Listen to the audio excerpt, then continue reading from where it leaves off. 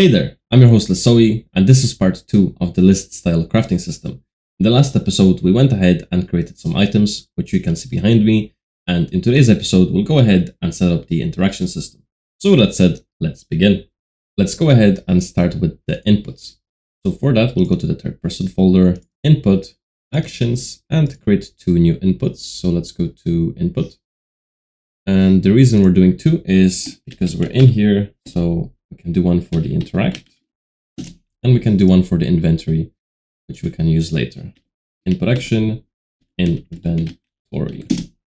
Let's save them. Go back to input, your IMC default, and in here we can create a new mapping, and you got to fill them out one by one. So interact, and then we can do another one for inventory. Now, if you click on the arrow for the drop down, we can click on this keyboard and select any key we want. I will do E for interaction.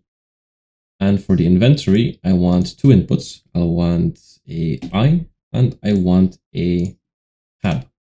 So once you're happy, just save that and exit. Next, then we want to go ahead and create the interaction UI.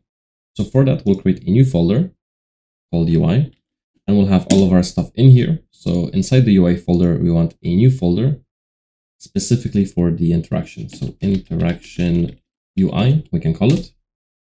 Let's open that up and let's create a widget for ourselves. User widget, call it WB underscore interact notify will do. Open that. And once opened, we'll go ahead and add a canvas panel. Then we want a border. And inside that, we want a text. You can click on your border, by the way, do size to content. Let's just give it a more interesting color, something like a nice dark black, like that. And we want then to hold Control and Shift, click on the anchors, and select one of these. So I'll have it at the bottom with size or position Y -100. We get something like this. Now, if you also click on the text, we can add some padding to this, so the border looks a little nicer. So let's do like 3010, and there we go. We can also go ahead and make this look a little more interesting. So if we go to the content drawer, we can right click and create a material. We can call this m_interact notify. Let's open that up and let's change this from domain, material domain from surface to user interface, and blend mode from opaque to translucent. Now, if you right click and grab yourselves a linear gradient, we can go ahead and grab a multiply node. So hold M and left mouse, that's a shortcut. And we can see what this would look like. Right now, we get something like this. So if we go ahead and do a 1-, this will invert it for us, plug that into B. So we have a gradient on both sides. Now this is a little weak, so to make it stronger, we'll grab another multiply node, plug that in. You can hold Control and drag, plug it in there. And for B, let's change this value to 4. Now we get something stronger. And let's apply, save, and then click on the border, click on your brush, search for the new created material, and voila, we get something like this. So click on your text next. Let's make this variable. We want to be able to edit it. So txt_interact notify. And that's kind of all we got to do in the designer. So compile and save that. Open up your event graph.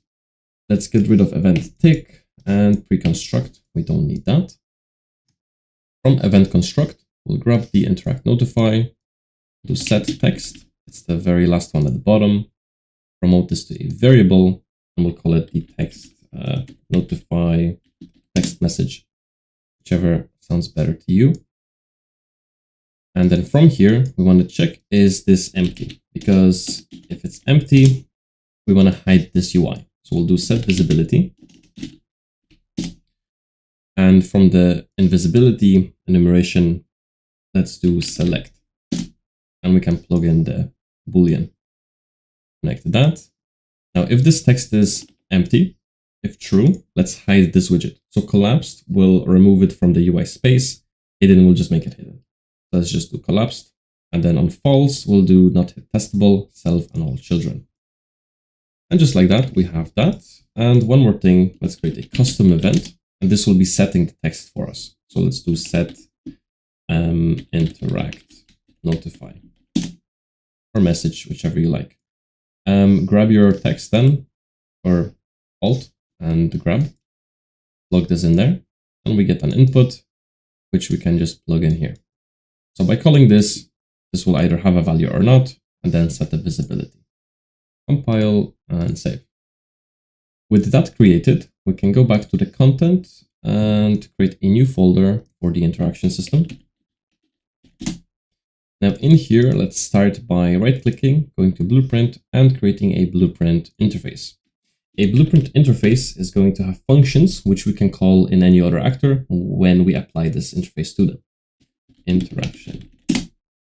Let's open that up, and we can start with doing a interact with, which will be called when we're interacting with the workbench, items, NPCs, etc. And we'll have one more for the message. So look at actor, or look at. And outputs, we want to have a message. Let's call it our variable type text. And that's all.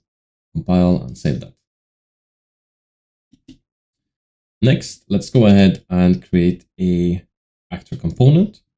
And this will be used for the interaction system. So let's call it BPC, Blueprint Component, Interaction. Let's open that up. Inside, we want to get that interaction UI we made. So we want to add this on the event begin play. So functions, get interaction UI. And in here, drag out to create widget. And we want to have this as the interact notify we made, promoted to a variable. So we have a reference to it. Interact notify widget will do for me. And from here, we want to add to viewport. And that's all we got to do. Close this down and add this, not the variable, add the function to the event begin play. Now, if you don't do this, this actually won't have a value. It will return null. Then for the event tick, this is where we're going to plug in the interaction system. So we'll do that. We'll do a trace for that. So create another function called interaction trace. And if we go back to the event graph, we can just drag it out, plug it in here. So it'll run the logic. Double click to go inside again. And in here, we'll get the owner of this component. So in our case, the player, we will get the actor location. So we know where this should be. And we'll do a sphere collision by channel, sphere trace by channel. Make sure you do the single, not the multi. We just need the one. And for the start and end, we'll just plug in the actor's location. For the radius, you want a value in here, otherwise we get nothing. I find it 80 to be good, so we'll leave it at that.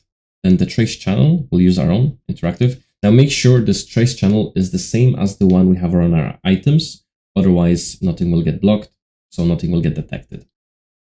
So once we've done that, let's grab a branch, plug it in here, and out hit, we want to do a break. Now from here, we want this hit actor, like so. We'll do a promote to variable, call it look at actor. Now this will only get promoted if this implements our interface. So does object implement interface. And the interface we're checking for is the BPI interaction interface. So if it passes both these checks, we'll promote it. Otherwise, we want this to have a null value because we're constantly running the trace to detect if we're looking at something. And this isn't expensive because it's running on event tick and it's just a sphere trace. So very performance friendly here. Let's bring this out and grab this, Control C, Control V, false sets it empty, and false sets it empty again. Now, if we happen to go through all of these checks and this has a value, we can go ahead and do a look at message on that function interface, blueprint interface system. And then we can grab the relevant widget, which is the interaction UI, and call set notify, set interact notify. So there we go, and plug this in. Now, in the case of these guys, we want this to be empty. So let's make sure to set this empty, like so, and like so. And there we go. That's all we gotta do for now. And yeah, let's compile and save that. So with the interaction system now complete, let's go ahead and add this to our player. So third person character, and hit add VPC, blueprint component, interaction. So now this will run, but our items are not aware yet that they're interactable. So we need to go back to the inventory folder, item data component, go to the class settings, and add this interface to both the item data and the item themselves. So here we'll use the interact with for the pickup system, compile and save that. And then in the item, go ahead and open up the actor, parent class, the same thing here.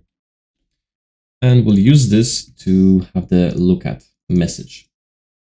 So for the message, we'll do a format text.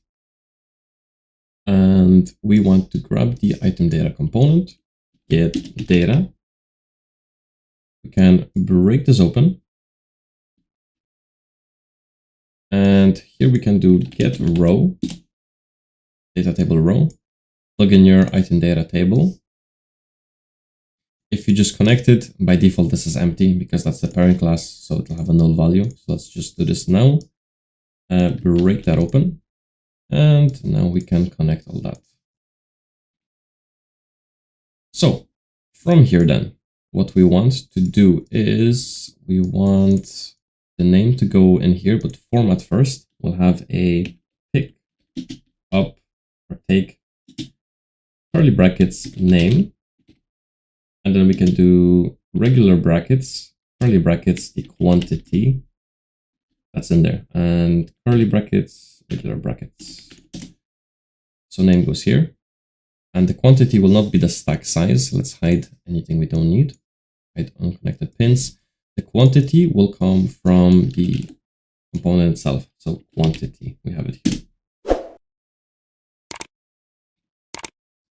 And there we go. So now if we were to compile and save and play the game, our items should know they're interactable. Pick up iron sword 1, pick up stick 1. Can't do anything yet, but that's working.